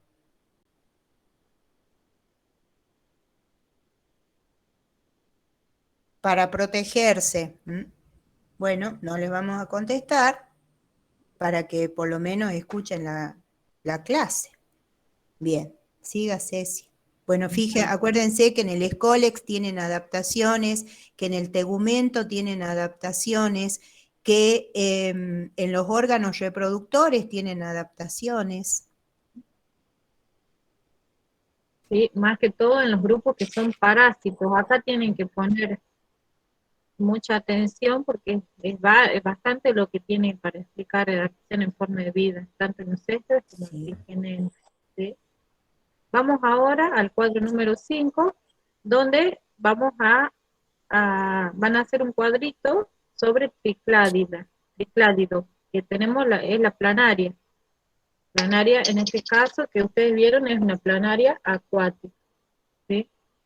En cuanto al hábitat, vamos a hacer una descripción en cuanto al hábitat de las planarias. Dijimos que eran acuáticas, y son dulceacuícolas. Profe, hay planarias, los políclados, pero están en otro orden. Sí, Que los son marinos. políclados son marinos. Las planarias por lo Claro. general son acuáticas o son terrestres. O terrestres, ¿sí? La forma de vida, que dijimos que son libres, la forma corporal, el extremo cefálico, acá cuando pongan el extremo cefálico, tienen que poner si es diferenciado, o poco diferenciado, o nada diferenciado. El tubo digestivo, como es un tubo digestivo que es incompleto, eso nos quedó claro a todos, pero cómo está formado ese tubo digestivo, comienza en una boca, en una faringe, y en los ciegos, gástricos o digestivos. Y en el caso de los tricládidos, porque se denominan tricládidos, eso lo voy a explicar al comienzo. Los órganos, los sentidos que podemos encontrar aquí y si tienen o no táctiles. Bueno, acá yo hice un parate y quería comentar algunas cuestiones que tienen que ver, consideraciones sobre el parasitismo, que si bien lo venimos hablando ya, pero quiero que me cuenten qué es el parasitismo. Y para esto le voy a pedir a Marcelo Chusquita si nos puede contar qué es lo que cree él que es el parasitismo. Y también lo va a ayudar Juan José Valdés. ¿Qué es el parasitismo? Es una relación de que uno sale beneficiado, pero el otro sufre daño. Es una relación de simbiosis. Ajá, bien. Muy bien, los autores hablan de una simbiosis, pero si ambos son beneficiados sería un mutualismo. Y en el caso donde, como dice usted, uno es beneficiado y el otro no, al contrario, es perjudicado, estamos hablando de parasitismo. Bien. En una relación de este tipo hay dos actores fundamentales, el huésped y el parásito. Todos tenemos claro que es un huésped. A ver, yo voy a recibir huéspedes en mi casa. ¿Qué quiere decir eso?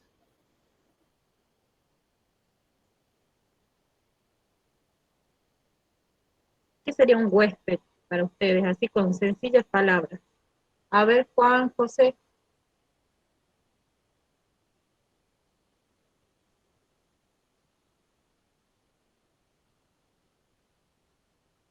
Hola.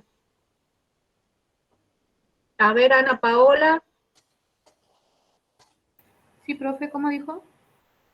¿Qué sería un huésped en una relación de parasitismo? Yo le puse el ejemplo, yo voy a recibir huéspedes en mi casa. ¿Qué quiere decir eso?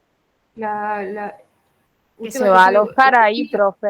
Bien, son personas que se van a alojar en mi casa, ¿verdad? ¿Qué sería un huésped en una relación de parasitismo? Donde se va a insertar, digamos, el parásito, donde va a producir todo Se el aloja un desarrollo. parásito. Bien. ¿Y el parásito qué vendría a ser? El parásito, ¿verdad? El organismo que El huésped. se va a introducir en el huésped. El hospedador. A ver, volvamos atrás. ¿Huésped o hospedador es lo mismo o no? Sí. Sí, es lo mismo, ¿verdad? Entonces el parásito no puede ser el huésped. El huésped va a ser, digamos, el hábitat que va a tener el parásito. Claro, quien recibe, digamos. Bien. ¿Y qué tipo de parasitismo conocen en cuanto si está afuera o adentro del parásito, del huésped conocen? Si el parásito está adentro o afuera del huésped, ¿cómo se llamaría en el primer caso? Si está afuera, ¿cómo se llamaría el parásito? Ectoparásito. Bien. ¿Y si está adentro? Endoparásito. Endoparásito. Nosotros en este caso vamos a hablar todo de endoparásitos. Venimos hablando de endoparásitos, ¿sí? Entonces, huésped o hospedador es lo mismo, ¿sí? Bien. Monoxeno. ¿Qué será un ciclo monoxeno? A ver, el prefijo mono, ¿de qué viene? Uno. De uno. O único. ¿A qué se referirá? Que va a cumplir su ciclo de vida en un único huésped, tengo entendido. único huésped. Entonces un ciclo heteroxeno es un parásito que ¿qué? Tiene un ciclo heteroxeno. Yo digo, el parásito tiene un ciclo heteroxeno. ¿Qué significa? Que cumple su ciclo en 2 o más huéspedes. Bien, muy bien. ¿Qué sería un huésped definitivo? ¿Qué característica tiene un huésped definitivo? ¿Qué es lo que pasa en ese huésped? ¿Qué tiene lugar ahí? ¿Por qué es definitivo? Porque tiene lugar la reproducción sexual, profe. No. ¿No será, profe, que ese huésped es sí o sí necesario para su ciclo? Sería en donde el parásito alcanza su nivel sexual, digamos. La madurez Donde sexual. madura, profe, Alcanza donde su madura. madurez. Ajá, entonces donde se desarrolla el adulto. Claro, donde madura el parásito. Claro. Es entonces el huésped definitivo es donde se desarrolla la forma adulta del parásito. Entonces los huéspedes Ceci, intermedios. creo que Ulises fue el que dijo que se realiza la reproducción sexual.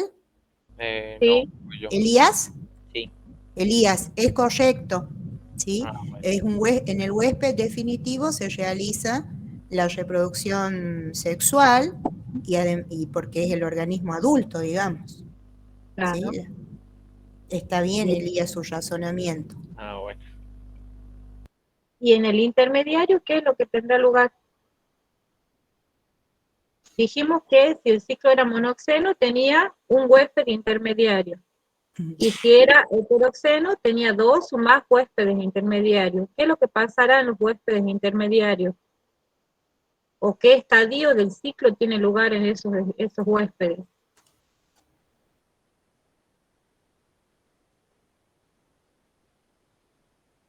El estadio larval. Bien, muy bien. ¿Y un huésped paraténico qué será? ¿Me escucharon nombrar alguna vez?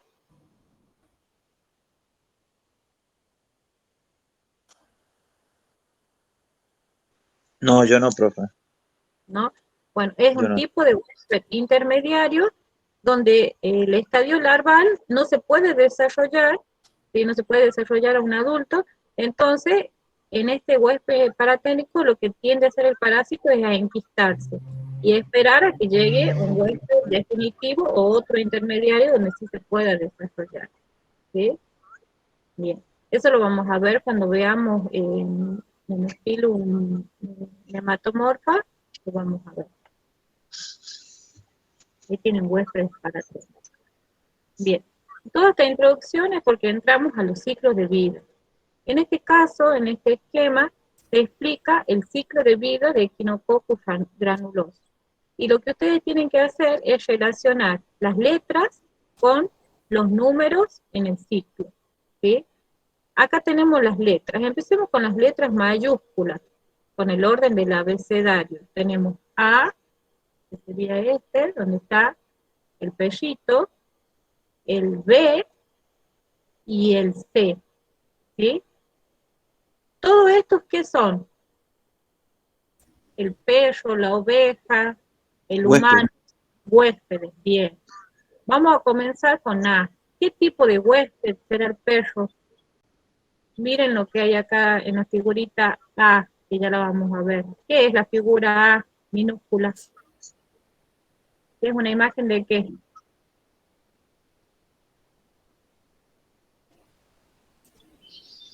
Ya lo vimos. Del intestino, profe, disculpe, no veo bien, estoy con el celu, no. Acá tengo un escólex, un corto cuello, Ah, bien, bien. el proglótides. El último es el grávido, que está repleto de huevos. Estoy hablando del ciclo de Echinococcus granuloso, ¿sí? Entonces, ¿qué es esto? ¿Qué estadio del ciclo de vida de Echinococcus granuloso es en este esquema? ¿Qué estadio? ¿No es el adulto? ¿Chicos? Sí, es el adulto. Es el adulto. Por lo tanto, el perro, ¿qué tipo de huésped es? definitivo, intermediario. Sería el definitivo, Definitivo. Bien, ¿por qué? porque alcanzó la madurez sexual.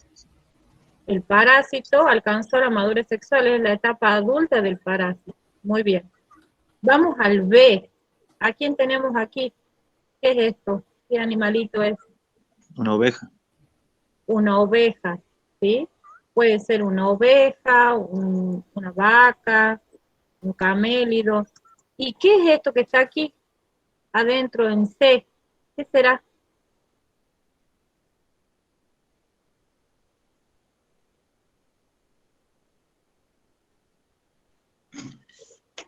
¿Qué será esto?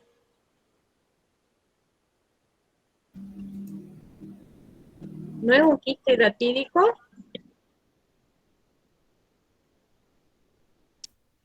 Sí, profe. Chicos, es un quiste hidratídico, ¿verdad? Entonces, acá hay un estadio larval. ¿Qué tipo de huésped es este entonces? ¿Intermediario o definitivo? Intermediario. Intermediario. Intermediario, bien. Y acá en C hay un humano. ¿Qué tipo de huésped será? Definitivo. ¿Ah? Definitivo, profe. Dijimos que el definitivo, el criterio para decir que un huésped es definitivo es porque ahí se desarrolla el parásito adulto, ¿o no? Sí. Entonces, acá vemos una figurita de un equinococcus en el humano. No, ¿verdad? Entonces no es un huésped definitivo. Entonces, ¿qué es? Si no es definitivo, es... Intermediario. Intermediario. Pero a su vez tiene otra característica, porque el parásito es como que no lo prefiere a este, lo prefiere a estos. Entonces, ¿de qué tipo será? Cuando por casualidad la forma larval llega acá, entonces es un huésped accidental, ¿sí? Sigue siendo intermediario, pero es accidental. Bueno, y acá, ¿qué tenemos? ¿Qué es esto? Miren, es la misma formita esta. ¿Qué era esto? Un quiste hidratídico. Un quiste hidratídico. Vamos con las minúsculas. La A dijimos que es un adulto de... Acá. La A minúscula es un adulto de...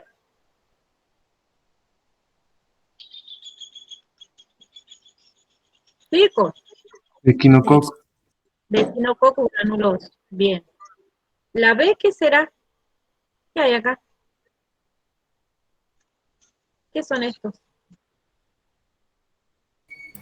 Los huevos Los huevos, que acá están ¿en dónde? en el césped, En el césped. En el en el suelo, alimento del animal. en la pastura, bien. ¿Sí? Y C dijimos que era una larva hidratídica, ¿verdad? Que está en los camélidos, en los ovinos, los bovinos. ¿Cómo pasará el ciclo acá? ¿Qué creen? Ahora ubiquemos los números, 1, 2 y 3. ¿Qué significa del 1 al 2? ¿Qué es lo que pasa del 1 al 2?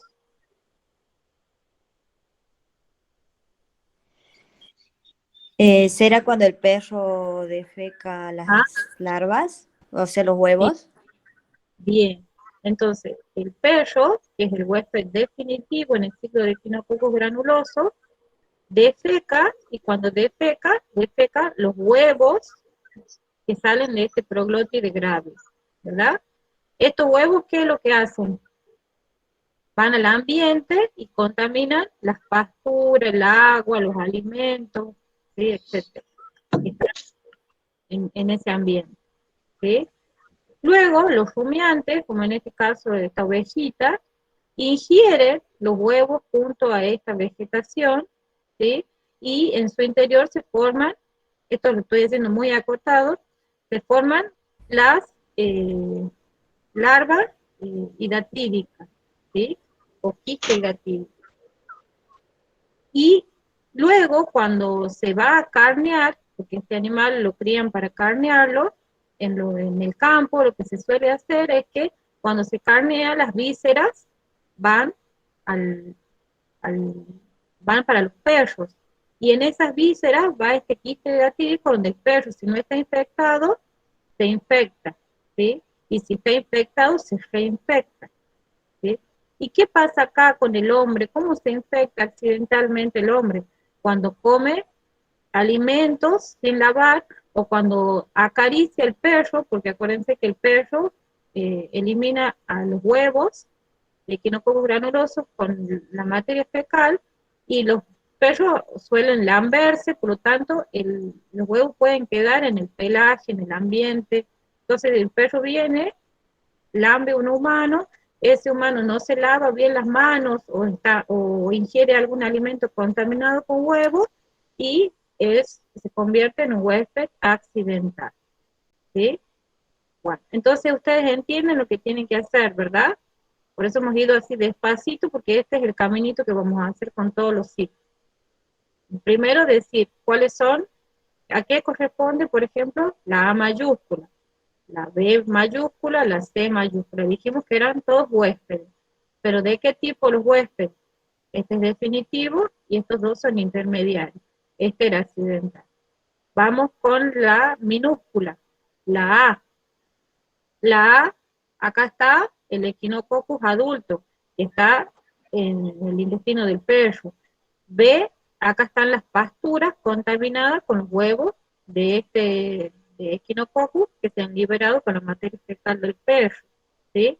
Y C, son las larvas hidatídicas que se forman en el interior de los huéspedes intermediarios. Acuérdense que las larvas, siempre los estadios larvales están en los huéspedes intermediarios, ya sea accidental o no, ¿sí? Bien, después dijimos los números, el caminito, el perro defeca con la materia fecal, ¿sí? Salen los huevos, eso va al ambiente, contamina el ambiente, las pasturas, el agua, los alimentos, etc. Acá hay un rumiante que puede ser una vaquita, una oveja, se alimenta con estas pasturas, ingiere los huevos y acá se forman en el interior del rumiante o de la vaquita, se forma la larva hidatídica. Que luego, ¿cómo puede infectar al perro? Puede infectar o reinfectar, quiere decir, si este perro ya está enfermo, es una reinfección, ¿sí? Y si ya lo tiene el echinococcus adulto. Pero si no, cuando este animal es carneado, las vísceras son arrojadas a los perros y estos los ingieren y vuelve otra vez el ciclo, se desarrolla de nuevo el adulto y así sucesivamente. ¿Sí? Bien. Si ingresa el hombre al ciclo de vida, ¿cuál sería su rol? ¿Qué opinan? Hablamos de que era un huésped, ¿de qué tipo? Profe, ¿Ah? hay en el chat ¿Cómo? pregunta. Yo no leo nada del chat, por favor, léamelo. Ah, bien, porque ahí estábamos hablando en el chat, estábamos diciendo respuesta. A ver. Julissa Y al pregunta comer la oveja también puede contaminarse el hombre. No. Sí. No. Lo dije acá. No. Los huevos quedan en el ambiente. No, porque la oveja es un hospedero intermediario.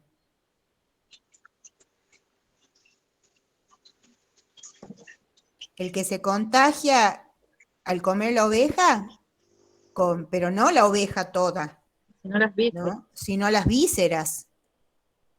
Es el perro, en el ciclo doméstico, ¿no? Pero el hombre no se contagia al comer las vísceras con quistes hidatídicos, porque el hombre se va a comportar como hospedero definitivo o como hospedero intermediario.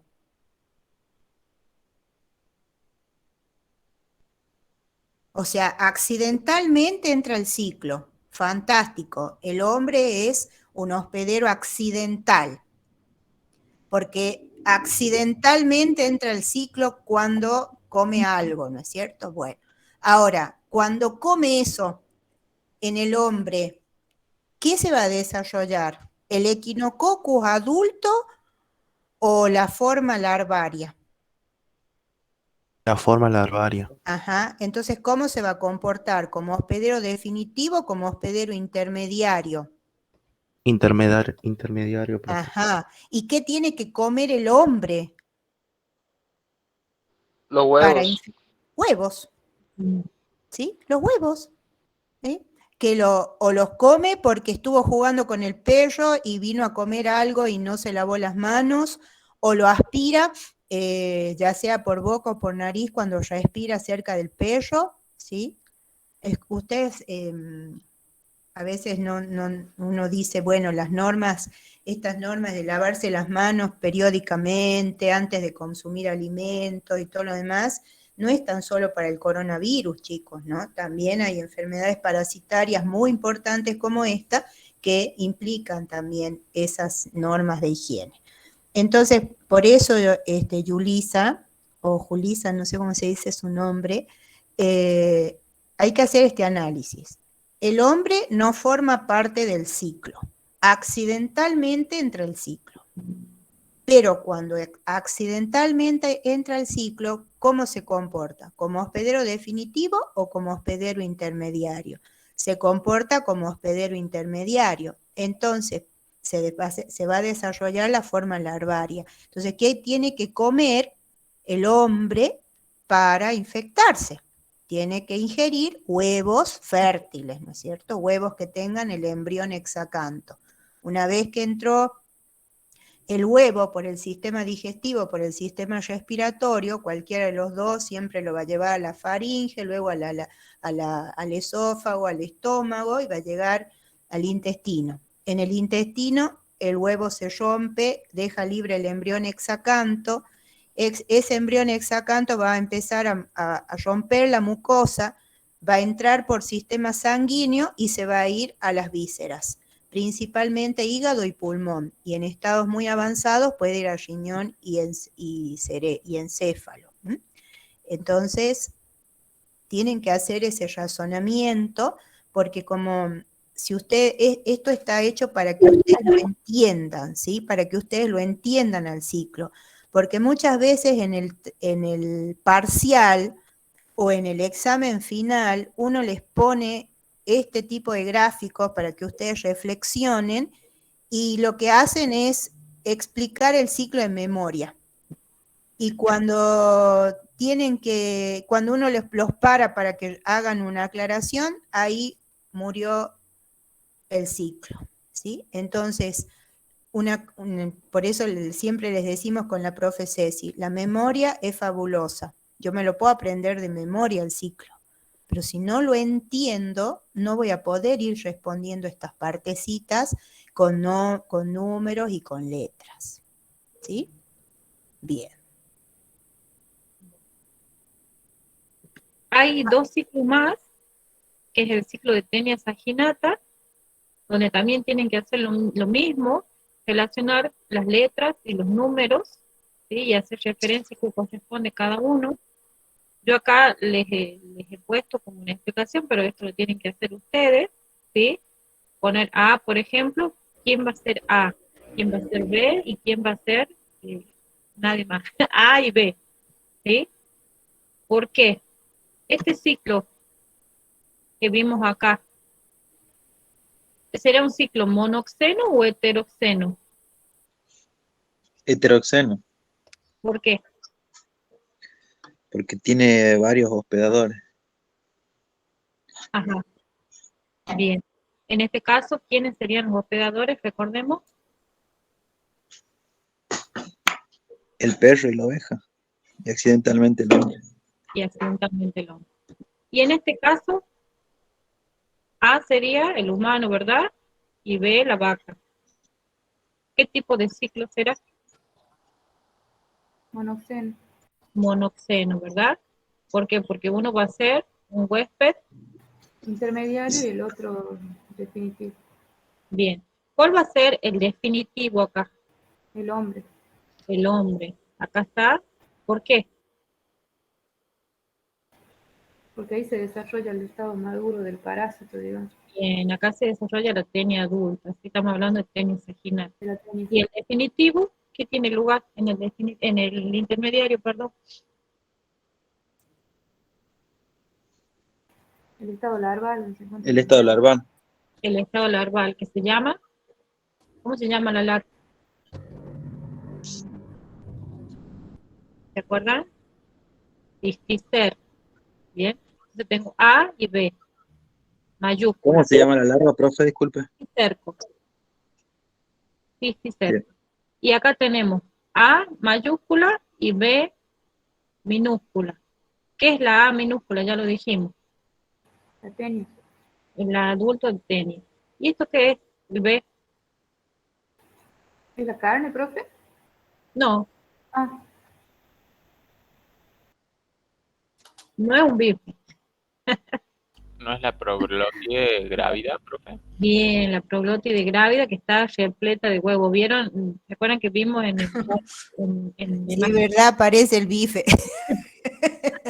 Pero por razonamiento lógico no puede ser el bife. Bien, vamos con los números. 1, 2 y 3. Vamos con el 1. ¿Qué pasa aquí? Dijimos que era el huésped intermediario, la vaca. ¿Qué pasa con la vaca?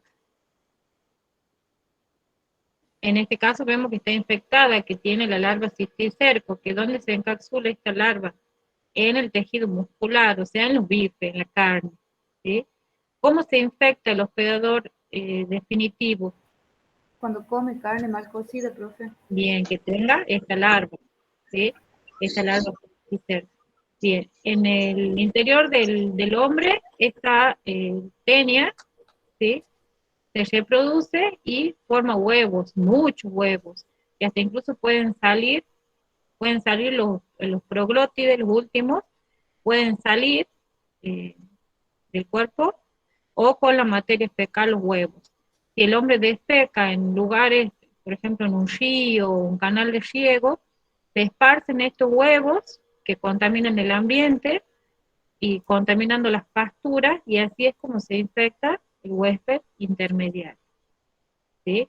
Entonces, el definitivo se infecta comiendo carne de vaca con la larva cisticerco mal cocida, porque si yo la cocino bien no corro ese riesgo, y la vaca comiendo pasturas contaminadas con estos huevos. ¿Sí? Bien. Y este es el ciclo de Taenia solium, que es muy similar. Acá tenemos el huésped definitivo, que va a ser el hombre, el intermediario, que va a ser el cerdo. ¿Sí? El cerdo es muy parecido al ciclo, solo que en el caso de la Taenia solium es comiendo carne de cerdo mal cocida, que tenga estas larvas cisticercas. ¿Sí? Bueno, tienen que hacer lo mismo, relacionar las letras con los números. Bueno, y acá tenemos otro ciclo, que este es más complejo que el de las tenias, porque ya es de la clase digenea, fasciola hepática, acuérdense, donde tenemos que relacionar también los números y las letras. Comencemos por acá. A, B, y acá habría un C, ¿verdad? Por lo que no está. A, ¿qué tipo de huésped sería? Definitivo. Bien, ¿cómo es eso?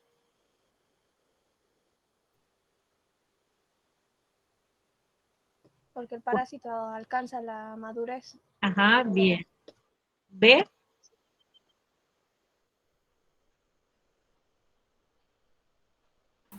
Intermediario. bien. Un huésped intermediario en este caso es un caracol, y no es cualquier caracol, es un caracol del género Lignea. ¿Sí? Bien. Vamos con las minúsculas, no hay minúsculas, pero sí hay números. Vamos con 1. ¿Sí? ¿Qué pasa aquí? La vaca, ¿cómo sería el ciclo acá?